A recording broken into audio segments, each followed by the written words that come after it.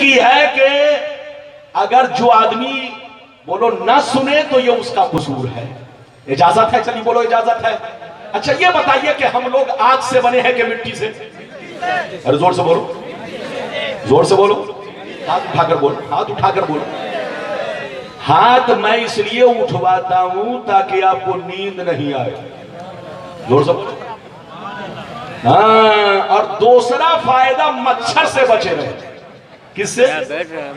आजकल डेंगू मच्छर बहुत ज्यादा पैदा हो गया। हर पार्टी वाला अपना अपना धुआं छोड़ रहा है, मगर डेंगू मच्छर मरने का नाम नहीं ले रहा। और ये चैनल वाले लोगों का मत पूछिए जनाब, ये लोग हम लोगों की वीडियो करके कभी छछूंदर, कभी बंदर, जोर से बोलो, कभी कुत्ता, कभी बिल्ली हम लोगों के साथ लगाते हैं ताकि लोग हम लोगों के चैनल को देखें। ऐसी गलती मत कीजिएगा, चैनल बनाइए, अल्लाह आपको तरक्की दे, मेरी दुआ है। लेकिन हम लोगों के नाम के साथ छछूंदर, बिल्ली, कुत्ता बोलो या बकरी। एक मौलाना अमीरुल कादरी है, उन्होंने बकरी का जिक्र किया तो उनके सामने बहुत बड़ी बकरी बना दिया। अरे जोर से बोलो। हाँ, तो ऐसी गलती से बचा कीजिए। अच्छा ये बताइए कि हम लोग किस चीज से बने? जोर से बोलो। अच्छा ये बताइए, मिट्टी मिट्टी सबकी बराबर है कि मिट्टी मिट्टी में फर्क है? तो बोलो मिट्टी मिट्टी में फर्क है। तो बोलो मिट्टी मिट्टी में फर्क है। बोले नहीं। अरे फर्क है ना। अगर मिट्टी मिट्टी में फर्क ना हो तो कल से आप बंगाल में भी सेब का बाग लगाइए, काजू, बादाम, बोलो अखरोट, बोलो क्या यहां अंगूर होगा? अरे बोलो नासिक के जैसा अंगूर पैदा होगा, भूसावल के जैसा यहां केला होगा, कश्मीर वाला सेब पैदा होगा, क्योंकि मिट्टी, बोलो मिट्टी बराबर नहीं है। तो मिट्टी से हम लोग जरूर बने हैं। इधर देखिए, तो जैसे जमीन की मिट्टी अलग अलग है, ऐसे ही शरीर की मिट्टी अलग अलग है। मिट्टी से हम भी बने हैं, मिट्टी से मौलाना इस्माइल भी बने हैं, मिट्टी से हाफिज रिजवान भी बने हैं, मिट्टी से आप भी बने हैं, मिट्टी से दीवान शाह भी बने हैं, मिट्टी से मखदूम पंडवी भी बने हैं, मिट्टी से सरकार आला हजरत भी बने हैं, मिट्टी से काफिर और मुशरिक भी बना है, लेकिन सबकी मिट्टी में फर्क है। अच्छा ये बताइए, आप लोग की तरफ ईंट बनती है? अरे जोर से बोलो, ईंट बनती है? इधर देखिए, आप देखेंगे भट्टे में चले जाइए, आपको दो तरह की ईंट मिलेगी। कुछ ईंट कच्ची मिलेगी और कुछ ईंट पकी हुई मिलेगी। जब ईंट कच्ची होती है तो भट्टे का मालिक प्लास्टिक से ढक के रखता है। अरे बोलो, प्लास्टिक ओढ़ा कर रखता है। लेकिन जब ईंट पक जाती है तो बोलो उधर फेंक दिया, उधर फेंक दिया। आप भट्टे के मालिक से पूछिए, भट्टे का मालिक, जब ईंट कच्ची थी तो प्लास्टिक ओढ़ा कर रखा था, और जब पक गई है तो ऐसे ही तूने चारों तरफ डाल रखा है, क्या तुमको खतरा नहीं है? कहा नहीं जनाब, खतरा उसी वक्त होता है जब तक मिट्टी कच्ची होती है, लेकिन जब पक जाती है तो सारा खतरा टल जाता है। तो मेरी तरफ देखिए, मिट्टी से हम भी बने हैं, मिट्टी से आप भी बने हैं, मिट्टी से सब लोग बने हैं। इधर देखिए, हम भी कहते हैं कि जमीन खाती है, लेकिन जमीन सबको नहीं खाती। जमीन बेईमानों को खाती है, जमीन शराबी को खाती है, जमीन जुआरी को खाती है, जमीन यहूदो नसरानी को खाती है, जमीन काफिरों मुशरिक को खाती है, जमीन बेअमल मुसलमानों को खाती है।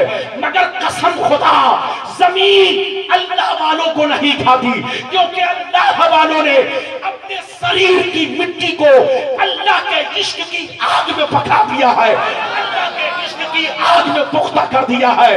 तो जैसे वो कल चमक रहे थे, उससे ज्यादा मज़ारों में चमक रहे।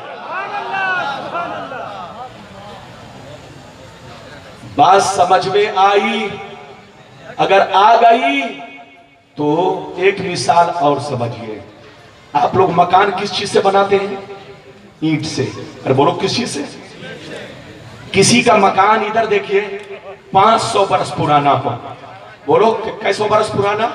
मानकर चलिए 500 बरस पुराना किसी और का मकान तो नहीं मिलेगा, मुगल के जमाने का मकान मिल जाएगा। इधर देखिए, अगर 500 बरस पुराना मकान मिल जाए तो उसकी बुनियाद खोलिए और बुनियाद खोल करके उसकी ईंट निकालिए तो 500 बरस पहले वाली ईंट वैसे ही आपको मिलेगी। इन वहाबियों से पूछिए कि ईंट बोलो किस चीज से बनी है? अरे ईंट भी तो मिट्टी से बनी है। 100 बरस हो गए, 200 बरस हो गए, 300 बरस हो गए, 500 बरस हो गए, जमीन अब तक नहीं खाई, ईंट वैसे ही चमक रही है। मेरी तरफ देखिए, यही हाल है अल्लाह वालों का। अल्लाह वाले के बदन की मिट्टी अल्लाह के इश्क की आग में पक जाती है। यही वजह है कि जमीन उनको नहीं खाती।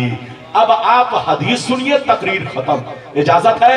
चूंकि मेरे बाद बहुत लोगों का नंबर, अभी 2 मौलाना बाकी है। क्या नाम है हजरत आपका? मौलाना बाकी बिल्ला बाकी है।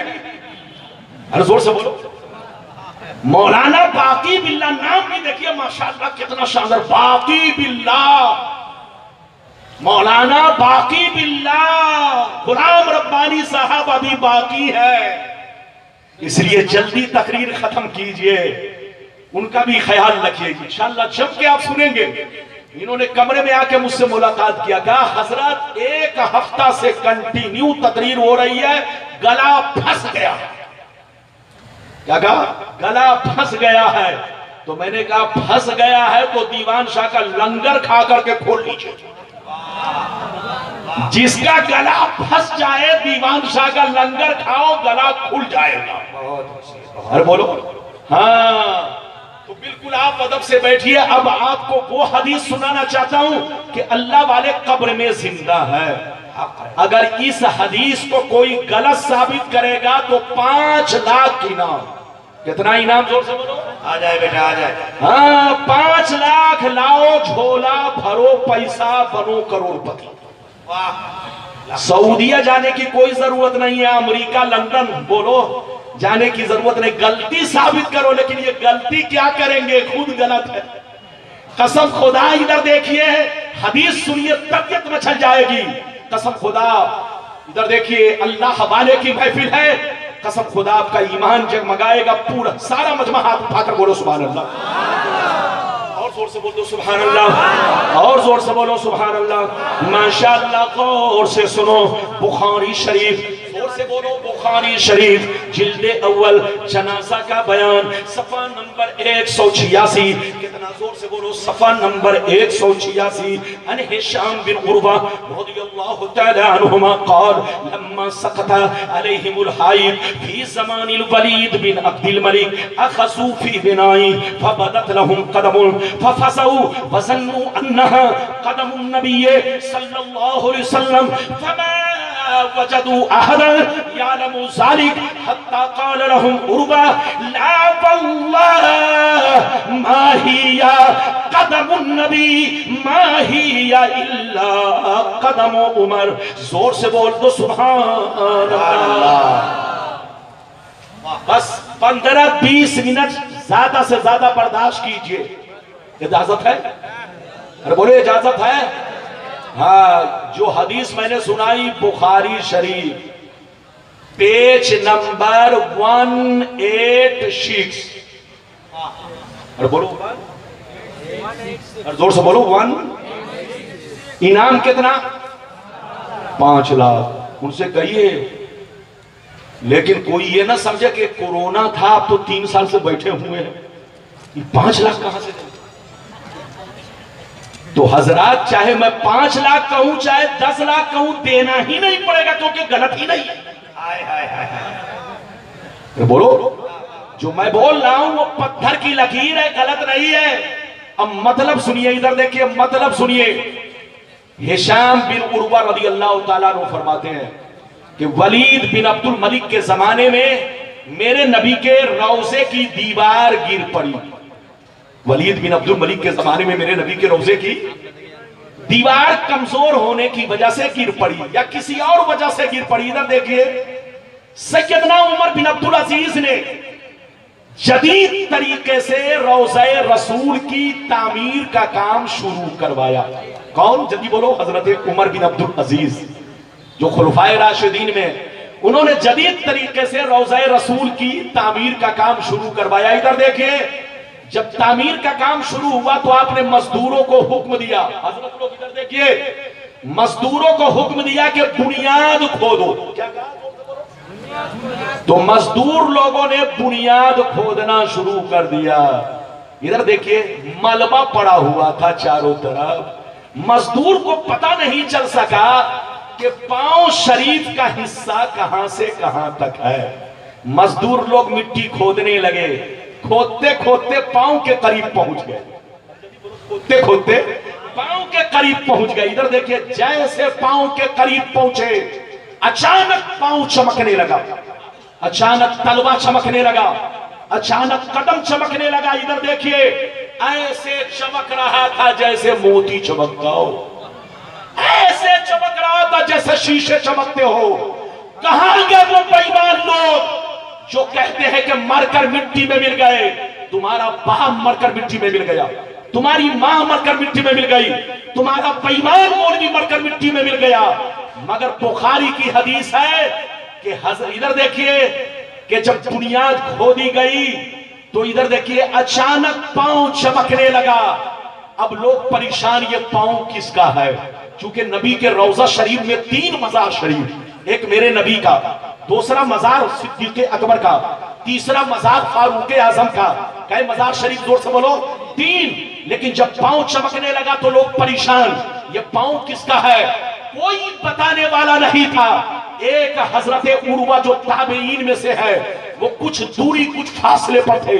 जैसे उनको खबर मिली, वो दौड़ते हुए वहां पहुंचे, रौज़े रसूल के करीब पहुंचे। जैसे पांव का जोग्राफिया देखा, पांव का नक्शा देखा, पांव की हैयत देखी, चीख कर कहने लगे ला वल्लाह, चीख कर कहने लगे, इधर देखिए, चीख कर कहने लगे लड़ो मत, झगड़ो मत, कसम खुदा ये मेरे मुस्तफा का कदम नहीं है, ये तो फारूक आजम का कदम है, ये तो नबी के आशिक का कदम है, ये हजरत उमर का कदम है। माशाअल्लाह, नारे तकबीर, नारे रिसालत, हस्मते मुस्तफा, हस्मते सहाबा, हुस्ने दीवान शाह। हजरत उमर को पर्दा किए हुए कितने दिन हो गए थे? 70 बरस। जोर से बोलिए, हजरत उमर को पर्दा किए हुए कितने दिन हो गए थे? अरे 17 नहीं, अल्लाह, ये नजीबुल इस्लाम भी शायर है। मैं बोल रहा हूं 70 और ये बोल रहे हैं 17। अल्लाह, इजाजत है? जल्दी बोलिए, इजाजत है? ये भी आपके इलाके का माशाअल्लाह। बंगाल भी खाली नहीं है, बंगाल में भी एक पर एक आलिम पैदा हो रहे हैं और एक पर एक नाथ खां पैदा हो रहे हैं। ये सब दीवान शाह का सत्ता है। और जिस मदरसे में मौलाना इस्माइल जैसे मुदर्रिस हो, जिस मदरसे में हाफिज रिजवान जैसे मुदर्रिस हो, यकीनी बात है उस इलाके में शायर भी पैदा होगा, हाफिज भी पैदा होगा, आलिम भी पैदा होंगे। अपने मदरसे को आगे बढ़ाइए। हजरत की बारगाह में जो नजराना आए उसको झंडा झंडी में कम खर्च कीजिए। बोलो, उस पैसे को, जोर से बोलिए, गोरू कम खरीदिए। उस मदरसे से कुरान हदिया कराइए, उस मदरसे से, बोलो, उस नजराने से मदरसा को आगे बढ़ाइए, उस नजराने से अपने उलमा को मजबूत कीजिए। ये उलमा मजबूत होंगे तो मदरसा मजबूत होगा, मदरसा मजबूत होगा तो हमारा दीन मजबूत होगा, और जब दीन मजबूत होगा तो हम दीन वाले भी मजबूत होंगे। तो हजरत के नजराना को गोरू पर मत लगाइए, हजरत के नजराना को मदरसे में खर्च कीजिए, इसको आगे बढ़ाइए। देख रहे हैं सरकार मुजाहिद मिल्लत का मदरसा, अरे बोलो, जंगल को मंगल बना दिया है। ये सरकार मुजाहिद मिल्लत का फैजान है। और ये भी सुनिए, एक सच्चे मुतवल्ली की, बोलो, बरकतें हैं कि आज उड़ीसा जो धामनगर जंगल था, आज हमारे देश में मंगल बन गया है। और ऐसा मंगल बना के बड़े बड़े अल्लामा, बड़े बड़े मुफ्ती, बड़े बड़े, बोलो, मुत्तकी परहेजगार, एक मुजाहिद ने हजारों मुजाहिद को पैदा कर दिया, एक मुजाहिद ने सैकड़ों मुजाहिद को पैदा कर दिया। आप भी अपने इलाके के मदरसा को आगे बढ़ाओ। इजाजत दो तो मैं आपको आखिरी हदीस सुनाऊं, लेकिन लगता है कि आप लोग थक गए। अरे बोलो थके तो नहीं। एक साहब ने मुझसे कहा रब्बानी साहब आज आपको 5 घंटा तकरीर करनी है। मैंने कहा जनाब इधर देखिए, पहले हॉर्न पर हम लोग तकरीर करते थे तो ताकत कम लगती थी, अब तो इतना लंबा लंबा साउंड बॉक्स है कि अगर पहाड़ के सामने कर दिया जाए तो पहाड़ चकनाचूर हो जाए। अरे बोलो, तो जो साउंड बॉक्स इधर देखिए गाना के लिए, ढोल के लिए इजाद किया गया, उसको अब हम लोगों के कलेजा के लिए इजाद किया गया है। तो कलेजा फटेगा कि सटेगा? एक साहब ने कहा 5 घंटा। मैंने कहा जनाब आप मेरी तरह 10 मिनट बोलेंगे तो ऊपर की सांस ऊपर, नीचे की नीचे। मलकुल मौत को भी सोचना पड़ेगा कि जाऊं कि इंतजार करूं। बहरहाल मेरी तरफ देखे, ये कुछ मैंने ऐसी कह दिया, अस्तगफिरुल्लाह ला इलाहा इल्लल्लाह मुहम्मदुर रसूलुल्लाह। अब आखिरी हदीस सुनिए, सारा मजमा बाबू लोग हाथ उठाकर बोलो सुभान अल्लाह, और जोर से बोल दो सुभान अल्लाह। माशाअल्लाह, गौर से सुनो। बुखारी शरीफ जिल्दे सानी सफा नंबर, बुखारी शरीफ जिल्दे अव्वल, जनाजा का बयान सफा नंबर 180। कितना जोर से बोलो, सफा नंबर 180। अन जाबिर रदियल्लाहु तआला अन्हु क़ाल दफनतु माहु आखरा फी क़ब्रिही सुम्मा लम ततिब नफ्सी अन अतरुकहु मा आखर फस्तखरजतुहु बाद सित्तते अशहुर फैज़ा हुवा कयौमिल वदातुहु हुनैया।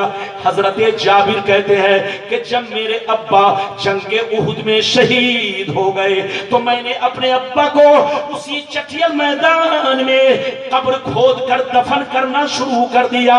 जैसे दफन कर रहा था इतने में दूसरे शहीद का जनाजा पहुंच गया। इतना मौका नहीं था कि दूसरी कब्र तैयार कर सकूं। मैंने मजबूरी में अब्बा की कब्र में दूसरे शहीद को भी दफन कर दिया, यानी एक कब्र में 2 लोगों को दफन कर दिया।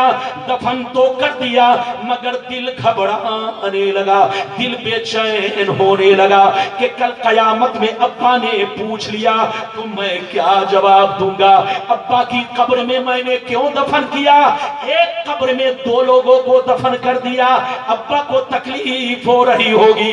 हजरत जाबिर कहते हैं कि दफन करने को मैंने कर दिया मगर 6 महीना तक मेरा दिल घबराता रहा, दिल बेचैन रहा। करूं तो क्या करूं, करूं तो क्या करूं, करूं तो क्या करूं। हजरत जाबिर कहते हैं कि मैंने 6 महीना तक बर्दाश्त किया, लेकिन जब 6 महीना पूरे हो गए तो मैंने इरादा पक्का कर लिया, अब्बा का मज़ार अलग बना दिया जाए, अब्बा की कब्र अलग बना दी जाए, अब्बा का जनाजा निकाल कर अलग दफना दिया जाए। ये बुखारी की हदीस है, सफा नंबर 180 जिल्द नंबर 1। हजरत जाबिर कहते हैं कि मैंने अपने अब्बा को 6 महीना के बाद कब्र से खोद कर निकाला तो मैंने क्या देखा, मेरे अब्बा ऐसे लग रहे थे जैसे मैंने आज ही दफन किया है। वाह वाह वाह वाह, माशाअल्लाह। हाथ उठाकर बोलिए सुभान अल्लाह। हजरत जाबिर ने अपने अब्बा को कितने दिन के बाद कब्र से निकाला? हाथ उठाकर बोलो और जोर से बोलो। 3 दिन में मय्यत में बदबू आने लगती है। बोलो कोई मर जाए, अगर गर्मी का दिन हो, किसका दिन, तो मय्यत में बोलो 24 घंटे में बदबू आ जाएगी। 3 दिन तो छोड़ दीजिए। हाँ अगर ठंडा इलाका हो जैसे कश्मीर है, नैनीताल है, अरे बोलिए और जगह है, तो ठंडा इलाका में तो 2 साल 10 साल 20 साल भी मय्यत ठहर सकता है जहां बर्फबारी हो। इसीलिए मसला सुनिए, मसला सुनिए। अगर किसी को बगैर जनाजा पढ़े हुए दफन कर दिया गया, क्या कर दिया गया? बगैर जनाजा पढ़े हुए अगर किसी को, जोर से बोलो, दफन कर दिया गया तो 3 दिन की कोई कैद नहीं है। जब तक बदन सलामत है, चाहे 10 साल के बाद आपको नजर आए अगर उनका बदन सलामत मिले 10 साल के बाद, तो 10 साल के बाद भी नमाजे जनाजा पढ़ना फर्ज है। तो बोलो, क्योंकि बदन, बोलो, जब तक सलामत रहेगा जनाजे की नमाज पढ़ी जाएगी। बात समझ में आ रही है? ये मसला था तो मैंने बयान कर दिया। हजरत जाबिर ने अपने अब्बा को कितने दिन के बाद कब्र से निकाला? 6 महीना के बाद। इन लोगों से कहिए, जो लोग कहते हैं दीवान शाह मर गए, उनसे कहिए तुम्हारा बाप मर गया, तुम्हारी मां मर गई, तुम्हारा मौलवी मौलाना सब मर गया। अरे बोलो, मर गया मरदूद जिस पे फातिया न दरूद। अल्लाह वाले मरते नहीं है, बाअमल आलिम, उनको मिट्टी नहीं खाती। बाअमल हाफिज कुरान, आज एक हाफिज बनाए बच्चा, पक्का हाफिज, बहुत शानदार दूल्हा बनेगा, देखिएगा। आप भी अपने बच्चों को हाफिज बनाइए ताकि कयामत में आपके सर पर ताज हो, बेटा भी रोशन हो, माँ बाप भी रोशन हो। कसम खुदा, इधर देखिए, नबी फरमाते हैं कि हाफिज कुरान को जब लोग दफन कर